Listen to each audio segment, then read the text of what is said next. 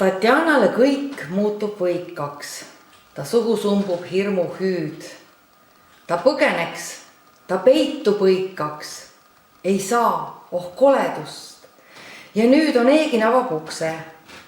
Samas on kodukäijad kolistamas ja naeravad kõik mürinal. Noor neitsi nende ulu all. Ta poole sirutuvad londid, sõõrsilmad, verkjad, verisuud, sõrgjalad, sarved, libaluud. Kõik jäsemed ja kool ja kondid on ürgvel, kargvel. Naak ja vaak, kõik röögatavad minu saak. Onegin ütleb kurjalt minu ja kohe kaavad kuulekalt kõik tontlased ja tuulevinu. Siis ahvatab ta ukse alt Tatjana tasakesi nurka puupingile. Toas tuld ei turka. Nad vaikivad.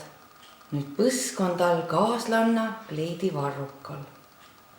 Sealt tuleb Olga. Ukse lappes on Lenski.